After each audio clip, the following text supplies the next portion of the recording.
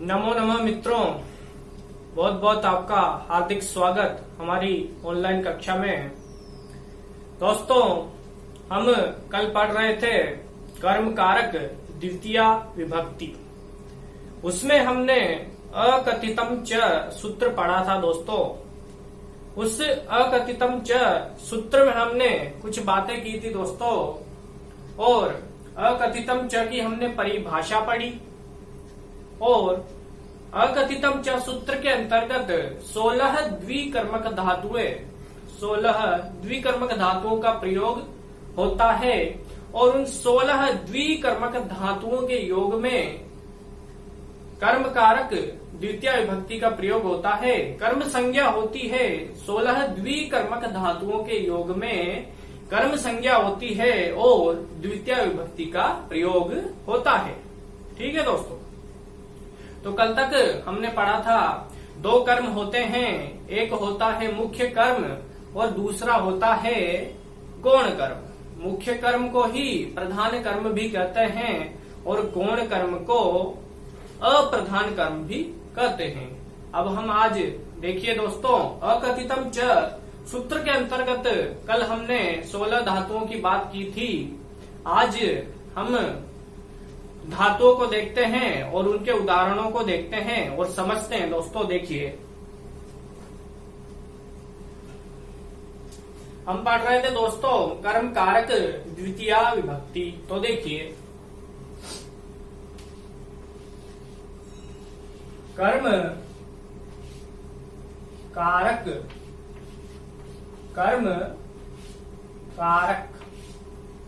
कर्म कारक द्वितीया विभक्ति। कर्म कारक द्वितीया विभक्ति। ठीक है दोस्तों, ये हमारी चल रही थी दोस्तों। कर्म कारक द्वितीया विभक्ति सूत्र चल रहा था दोस्तों अकथितम च। यह सूत्र हुआ, देखिए दोस्तों, अकथितम च। अकथितम, साथ के साथ कक्षा देखते देखते आप भी अपने मन में बोलिए दोस्तों। बोलने से आपको भी याद होगा। कौन सा सूत्र दोस्तों? अकथितम च। अकथितम च सूत्र। यह सूत्र हमने कल पढ़ा था, और इस सूत्र के अंतर्गत मुख्य बात क्या थी दोस्तों? अकथितम च सूत्र, इस सूत्र को द्विकर्मक सूत्र, अकथितम च सूत्र को द्विकर्मक सूत्र भी कहते हैं। क्यों? क्योंकि 16 द्विकर्मक धातुओं का प्रयोग इस सूत्र के अंतर्गत होता है। इसीलिए इस सूत्र का दूसरा नाम क्या हो जाएगा दोस्तों? द्विकर्मक सूत्र। यह हमने कल पढ़ लिया था। अब कुछ धातुएं हैं दोस्तों, धातुएं देखिए। जैसे 16 द्विकर्मक धातुएं। ठीक है दोस्तों, कितनी धातुएं दोस्तों? 16 द्विकर्मक धातुएं। 16 द्विकर्मक धातुएं, और 16 द्विकर्मक धातुओं के योग में कर्म संज्ञा होती है और द्वितीय विभक्ति का प्रयोग होता है। ठीक है दोस्तों, तो अब हम कुछ धातुएं लेते हैं। देखिए, जैसे धातु दुह धातु। ये दुह धातु। दुह का अर्थ होता है दोस्तों दुहना, है ना? दुह का अर्थ क्या हो जाएगा? दुहना। इस प्रकार दूसरी धातु दोस्तों, दूसरी धातु याच। ठीक है, ये दूसरी धातु हुई दोस्तों याच धातु, और याच का अर्थ होता है मांगना। किसी से कुछ भी मांगना हो तो याच धातु, याच धातु का अर्थ मांगना। तो ये याच धातु दोस्तों मांगना। आप भी साथ के साथ बोलते जाइए दोस्तों। याच का मतलब क्या? मांगना। ठीक है। तीसरी धातु दुह याच पच। तीसरी धातु कौन सी दोस्तों? बोलिए दोस्तों, तीसरी धातु कौन सी? पच। पच का मतलब क्या? पकाना, पकाना। ठीक है। पच का मतलब क्या? पकाना। इस प्रकार से। चौथी धातु दुह याच पच दंड। दंड, ये दंड। दंड का मतलब क्या दोस्तों? दंड देना या सजा देना। ठीक है। तो दंड का मतलब क्या? सजा देना। ठीक है। अब पांचवी धातु दुह याच पच दंड रुद्ध। पांचवी धातु क्या? रुद्ध। ये पांचवी धातु हुई रुद्ध। और रुद्ध का अर्थ होता है रोकना, किसी को भी रोकना। रोकना, रुद्ध का अर्थ क्या हुआ दोस्तों? रोकना। ये रुद्ध का अर्थ हो गया रोकना। ठीक है दोस्तों, यहां तक यह इन धातुओं के अर्थ हुए दोस्तों। अकथितम च सूत्र है और 16 द्विकर्मक धातुओं का प्रयोग इस सूत्र के अंतर्गत होता है। ठीक है, समझ पा रहे हैं यहां तक? अकथितम च सूत्र के अंतर्गत 16 द्विकर्मक धातुओं का प्रयोग होता है। द्विकर्मक अर्थात द्वि मतलब दो और कर्मक अर्थात कर्म। द्विकर्म, जिस धातुओं का जब प्रयोग होता है तो हमें किसी भी वाक्य में दो कर्म दिखलाई पड़ते हैं दोस्तों। जैसे दो धातु है, इन 16 धातुओं का प्रयोग जब होता है तो वाक्य में दो कर्म हमें दिखलाई पड़ते हैं। यहां तक समझ में आया? अब आगे देखिए। अब हमने 5 धातुएं लिखी है दोस्तों, थोड़ा समझते हैं। अब देखिए दोस्तों, अब उदाहरण के माध्यम से समझेंगे दोस्तों इन्हें। दुह यानी दुहना। जैसे एक उदाहरण लेते हैं दोस्तों, राम। उदाहरण, राम गाय से दूध दोहता है। राम गाय से दूध दोहता है। ठीक है, तो यह उदाहरण हुआ दोस्तों, राम गाय से दूध दोहता है। तो राम गाय से दूध दोहता है, यह उदाहरण हुआ दोस्तों। अब देखिए दोस्तों, राम, इस उदाहरण में देखिए राम क्या है? राम है कर्ता, है ना? और दोहता है, दोहता है, यह क्या हुई? क्रिया। दोहता है, यह क्या हुई? क्रिया। ठीक है दोस्त, तो राम कर्ता, दोहता है, क्रिया। अब राम हो गया ये कर्ता। राम क्या हो गया? कर्ता। अब कर्ता किसे कहेंगे? कर्ता किसे कहेंगे दोस्तों? जो कोई भी कार्य करने में स्वतंत्र हो उसे कर्ता कहते हैं। जो कोई भी कार्य करने में स्वतंत्र हो उसे कर्ता कहते हैं। जैसे राम भजन गाता है, राम खाता है, राम पीता है, राम सोता है। अब राम क्या है? स्वतंत्र है। वह स्वतंत्र है और वह अपनी कोई सी भी क्रिया स्वयं की इच्छा अनुसार कर सकता है। तो कर्ता किसे कहते हैं? कर्ता किसे कहते हैं? जो किसी भी क्रिया को स्वतंत्रता पूर्वक कर सके, जो कोई भी कार्य स्वतंत्रता पूर्वक करता हो, जो स्वतंत्र हो, उसे कर्ता कहते हैं। जो अपनी कोई भी क्रिया करने के लिए स्वतंत्र हो वह कर्ता कहलाता है। अब राम हो गया कर्ता। राम क्या हो गया दोस्तों? कर्ता। और दोहता है, दूध दोहता है, तो दोहता है क्या हुई? क्रिया। दोहता है, ये हो गई क्रिया। ठीक है, अब इस वाक्य में गाय और दूध दो कर्म हैं दोस्तों, ठीक है। अब दोहता है, दुह धातु, दुह धातु का अर्थ दुहना हुआ, और यह दू धातु आई यहां, इसी का अर्थ होता है दोहना, तो दोहता है, दुह धातु का प्रयोग हुआ। अब हम सबसे पहले वाक्य में देखेंगे दोहना, तो हमें पता लग गया द्विकर्मक धातु आ गई, दो कर्म वाली धातु आ गई, गाय और दूध दो कर्म हैं। अब देखिए दोस्तों, अकथितम च सूत्र क्या कहता है, गाय से दूध दोहता है। अब गाय से दूध दोहता है तो अलग होने का भाव दिखाई दे रहा है, अलग होने की ध्वनि जान पड़ रही है। गाय से अलग होना, अपादान से अलग होना, अपादाने पंचमी। अब हम जब ये उदाहरण आएगा परीक्षा में तो बहुत से विद्यार्थी क्या करते हैं, गाय से देखा, सीधा सा क्या लगाया, अपादान कारक पंचमी विभक्ति लगाया, दूध में लगा दी द्वितीय विभक्ति। आपका प्रश्न गलत हो गया, ठीक है दोस्तों।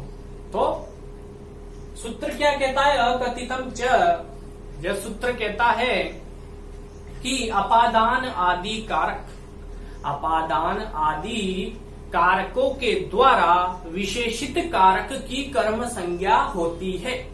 यह परिभाषा हमने कल लिखी थी, अपादान आदि कारकों के द्वारा विशेषित कारक की कर्म संज्ञा होती है, और द्वितीय विभक्ति होती है। कर्म संज्ञा होती है तो कर्म में कौन सी विभक्ति होती है, द्वितीय विभक्ति।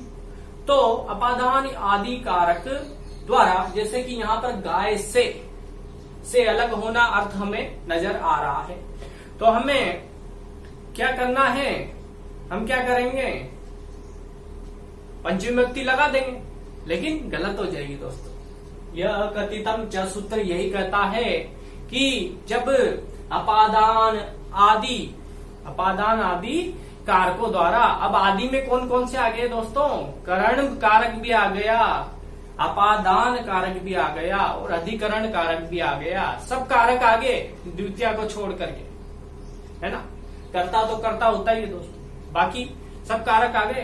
तो यहाँ पर अगर हमें से अलग होना अर्थ दिखाई दे रहा है, या अधिकरण मेपे पर अर्थ, अधिकरण मेपे पर यह अर्थ दिखाई दे, या फिर करण कारक का अर्थ दिखाई दे करण से के द्वारा, तब भी याद रखना दोहता है, दुह धातु है, द्विकर्मक धातु है, यही सबसे बड़ी पहचान है। द्विकर्मक धातु आने पर दो कर्म होंगे, गाय और दूध दो कर्म, और द्विकर्मक धातुओं का प्रयोग होने पर दो कर्म दिखाई देंगे। और यहाँ पर इस जगह अपादान से अलग होना गाय से, या फिर अधिकरण हो में पे पर, या फिर करण हो करण से के द्वारा, कुछ भी हो, कोई सा भी कारक दिखाई दे रहा हो, लेकिन लगानी क्या है, द्वितीय विभक्ति। समझ में आ गई बात यहाँ तक, लगानी क्या है, द्वितीय विभक्ति, ठीक है, ये लगानी है। भले हमें करण कारक दिखाई दे रहा हो या अधिकरण कारक दिखाई दे रहा हो, ठीक है, या अपादान कारक दिखाई दे रहा हो, लेकिन लगानी कौन सी है, द्वितीय विभक्ति। यहां तक बात समझ में आई दोस्तों, बिल्कुल क्लियर स्पष्ट हुई, ठीक है।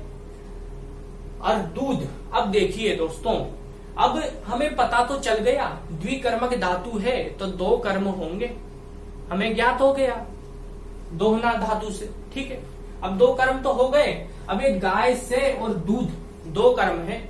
अब इसमें हम दो कर्म है, पहला कर्म कौन सा, प्रधान कर्म या मुख्य कर्म, और दूसरा कर्म कौन सा, गौण कर्म या अप्रधान कर्म।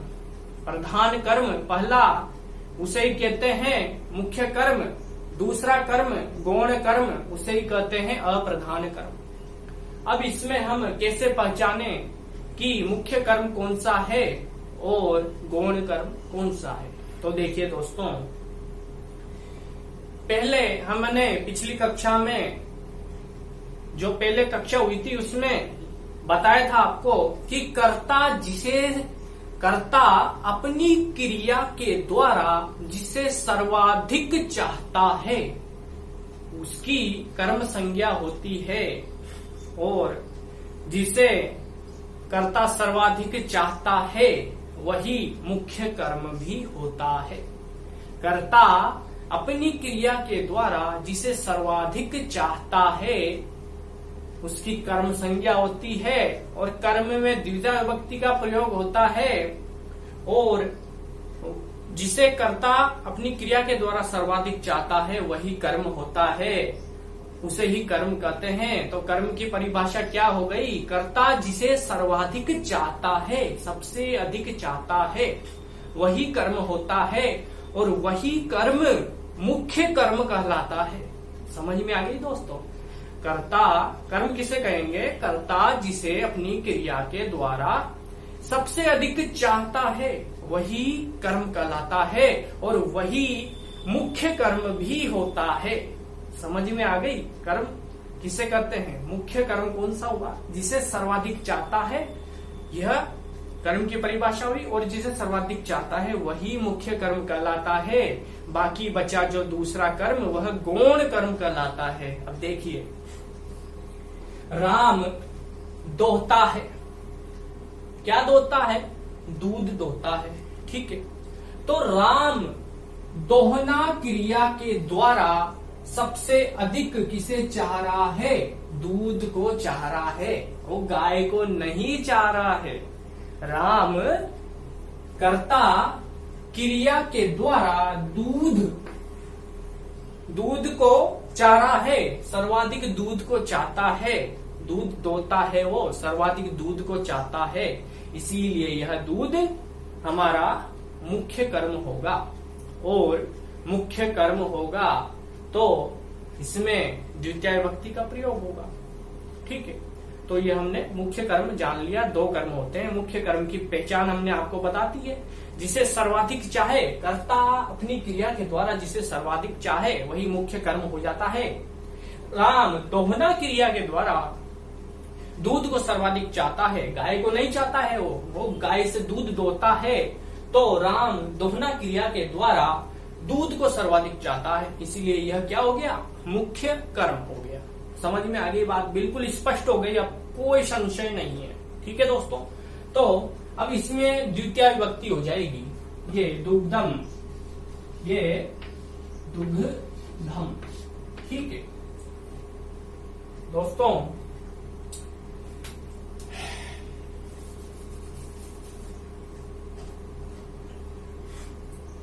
दुग्धम ये क्या है? दुग्धम ये हो गया दोस्तों मुख्य कर्म। मुख्य कर्म, ठीक है। दुग्धम क्या हो गया? मुख्य कर्म। और कर्म में कौन सी विभक्ति? कर्मणि द्वितीय विभक्ति, तो ये दुग्धम हो जाएगा दोस्तों। ये दुग्धम, ठीक है, ये दुग्धम क्या हो जाएगा? दुग्धम। ठीक है, अब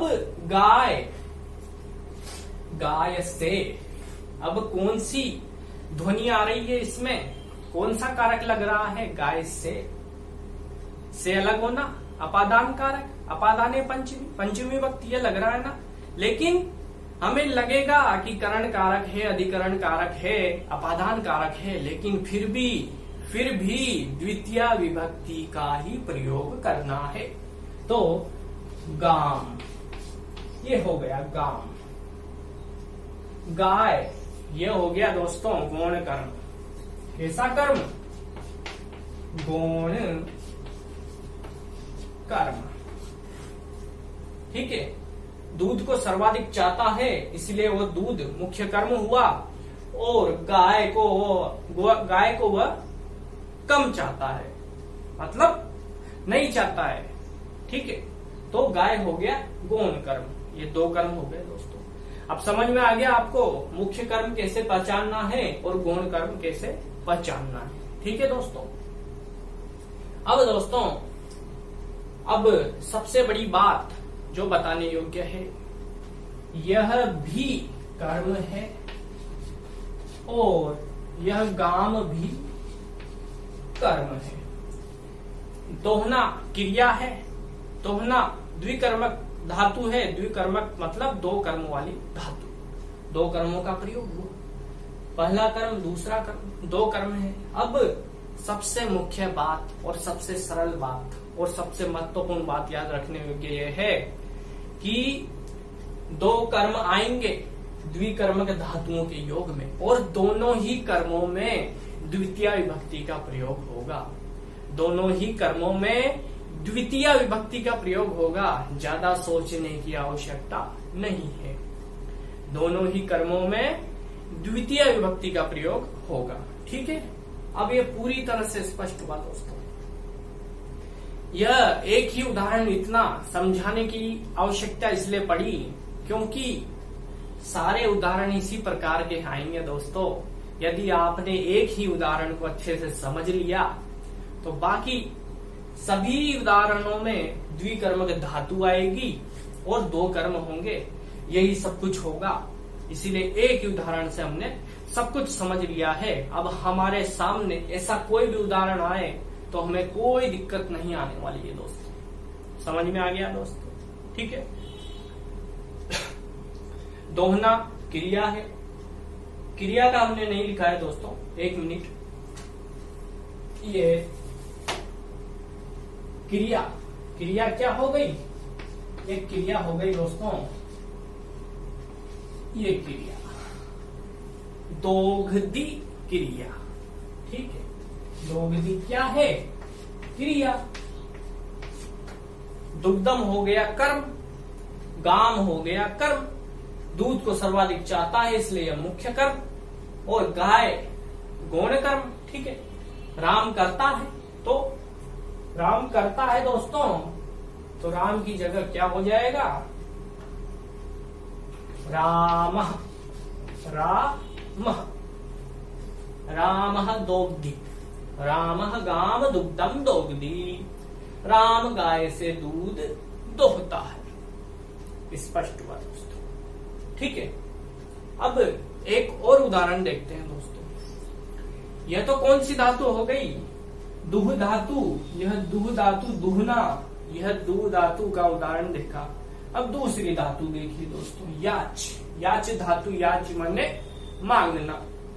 अब दूसरा उदाहरण देखिए दोस्तों, शिव। शिव वसुधा मांगता है। शिव क्या मांगता है? वसुधा, पृथ्वी मांगता है। ठीक है, तो शिव, यह शिव, शिव, शिव बलि से, है ना, मांगता है। लेकिन किससे मांगता है दोस्तों? बलि से। शिव बलि से वसुधा मांगता है। शिव बलि से वसुधा, वसुधा उधर लिख देते हैं दोस्तों, इसको मिटा करके।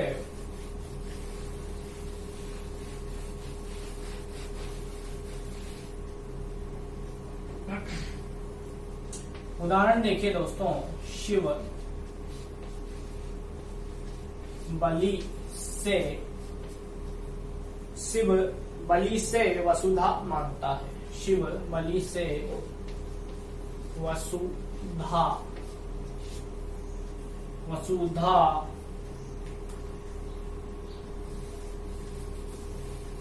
वसुधा मांगता है।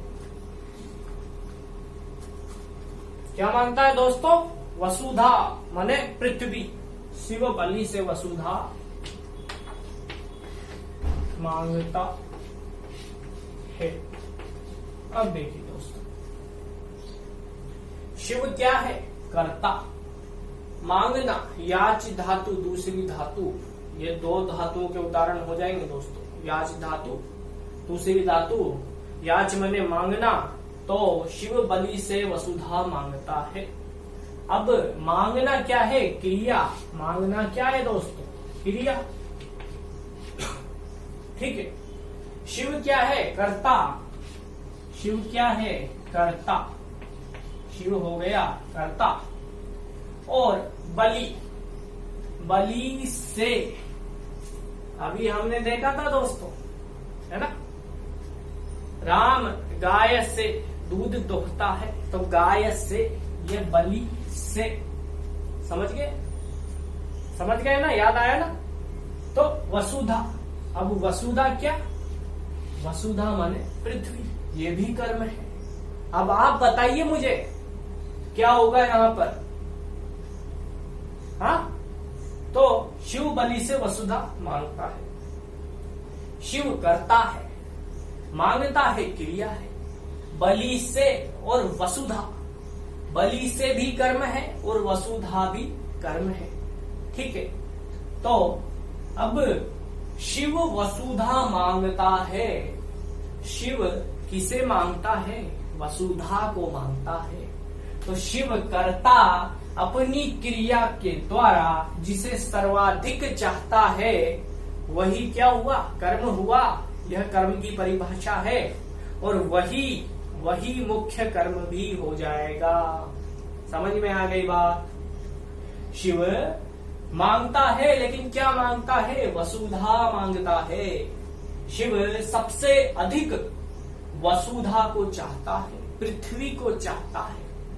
बलि से वसुधा मांगता है शिव। शिव वसुधा मांगता है, सबसे अधिक वसुधा चाहता है, पृथ्वी चाहता है। इसीलिए शिव मांगने की क्रिया के द्वारा जिसे सर्वाधिक चाहता है, वह क्या? वसुधा। और वही कर्म होता है, और वही मुख्य कर्म होता है। समझ में आ गई बात? वसुधा क्या हो गया? मुख्य कर्म। ठीक है। अब वसुधा हो गया मुख्य कर्म, है ना। और बलि से कौन सा अर्थ दिखाई दे रहा है? बोलो, कौन सा अर्थ? बलि से अलग होना, अपादाने पंचमी, अलग होना अर्थ दिखाई दे रहा है। लेकिन पंचमी विभक्ति नहीं होगी, तो कौन सी होगी? मांगना, याच धातु, द्विकर्मक क्रिया के योग में दो कर्म होंगे, और कर्म में द्वितीय विभक्ति का प्रयोग होगा। दो कर्म होंगे, मुख्य कर्म द्वितीय विभक्ति का प्रयोग होगा, और यह बलि से गौण कर्म। बलि से क्या है? गौण कर्म। बलि से क्या हो जाएगा? गौण कर्म। बलि से गौण कर्म। समझ में आ गया? कर्ता हो गया, क्रिया हो गई, मुख्य कर्म हो गया, और बलि से गौण कर्म हो गया। अब बनाइए इसको दोस्तों। शिव, कर्ता कारक प्रथमा विभक्ति एक वचन, शिव, ये शिव। और यह शिव। जब कर्ता एक वचन का, तो क्रिया भी कौन सी? एक वचन की। ठीक है। तो मांगना, याच धातु। धातुएं दो प्रकार की होती है दोस्तों। परस्मैपदी धातु, परस्मैपदी धातु चलती है दोस्तों, पठति, पठतः, पठन्ति, इस प्रकार से। और आत्मनेपदी धातु होती है, वह चलती है इस प्रकार से। मांगना, याच धातु, याचते, याचेते, याचन्ते, याचते, याचेते, याचन्ते। तो कर्ता प्रथमा एक वचन, तो क्रिया भी प्रथमा एक वचन, याचते। शिवः याचते, शिवः याचते। क्या है दोस्तों? शिवः याचते। अब देखिए दोस्तों, वसुधा में द्वितीय विभक्ति, ये वसुधाम, इस प्रकार से। बली में द्वितीय विभक्ति बलीम, या बलीम, बलीम क्या हो गया दोस्तों? बलीम। दोनों कर्म में द्वितीय विभक्ति आई। दोनों कर्म में कौन सी विभक्ति आएगी? बोलो, द्वितीय विभक्ति। दोनों कर्म में द्वितीय विभक्ति आएगी। बलीम वसुधाम, दोनों कर्म में द्वितीय विभक्ति। शिवः बलीम वसुधाम याचते। धातु रूप, आप धातु रूपों का अध्ययन करें दोस्तों, बाद में धातु रूपों को भी पढ़ाएंगे, लेकिन आप थोड़ा देखें। याचते, याचते, याचनते, आत्मनेपदी धातुएं इस प्रकार से चलती है। याचते, याचते, याचनते। ठीक है, तो शिव बलिम वसुधाम याचते, शिव बलि से वसुधा मांगता है। ठीक है, यह अकथितम च सूत्र स्पष्ट हुआ। इसके द्वारा जो कार्य होता है वह पूरी तरह से हमने देख लिया है दोस्तों, बिल्कुल स्पष्ट। दोनों उदाहरण बिल्कुल गहनता से अध्ययन किया, स्पष्ट हुए, कोई संशय नहीं है। अब सारे उदाहरण इसी प्रकार से पूछे जाएंगे। यह 2 धातुएं हमने बताई और 2 धातुओं के उदाहरण हमने बताए। बाकी धातुओं के भी उदाहरण हम पढ़ेंगे, पूरी 16 धातुओं के उदाहरण पढ़ेंगे। ठीक है, इनको इतना समझाने का मकसद यही था दोस्तों, क्योंकि सारे उदाहरण इसी प्रकार से आएंगे। द्विकर्मक धातु आएगी, 2 कर्म आएंगे, दोनों कर्मों में द्वितीय विभक्ति होगी। इसी प्रकार से 16 द्विकर्मक धातुएं आने वाली है और 16 द्विकर्मक धातुओं को हम पढ़ेंगे। आज के लिए इतना ही दोस्तों। आप हमारी कक्षा को अपने जो भी मित्रजन हैं उन तक पहुंचाइए, शेयर कीजिए दोस्तों। क्यों? क्योंकि जो जरूरतमंद विद्यार्थी हैं उन तक हमारी कक्षा पहुंचनी चाहिए। ठीक है, जो भी जरूरतमंद विद्यार्थी हो उन तक हमारी कक्षा को आप शेयर कीजिए दोस्तों। और यदि आप हमारे चैनल पर पहली बार आए हैं तो सब्सक्राइब कीजिए। और आपको हमारी कक्षा कैसी लगती है कृपया कमेंट में लिख करके जरूर बताएं, ताकि हमें विज्ञात होगा दोस्तों, है ना। तो और आपको अच्छी लगती है कक्षा तो लाइक कीजिए और सब्सक्राइब कीजिए। ठीक है, ताकि आपको बिना किसी परेशानी के हमारी कक्षा का नोटिफिकेशन मिल जाएगा दोस्तों। और ज्यादा से ज्यादा इस कक्षा को आप शेयर कीजिए अपने दोस्तों में, जिन्हें जरूरत है, ऐसे विद्यार्थी जिन्हें वाकई में जरूरत है उनके साथ भी शेयर कीजिए। आपको लाभ मिल रहा है और दूसरों को भी लाभ पहुंचाइए दोस्तों। सर्वे भवन्तु सुखिनः। ठीक है दोस्तों, सभी सुखी होवें, सभी को लाभ प्राप्त होवे। ठीक है दोस्तों, आज के लिए इतना ही। जय हिंद, जय भारत। मिलते हैं अगली कक्षा में दोस्तों।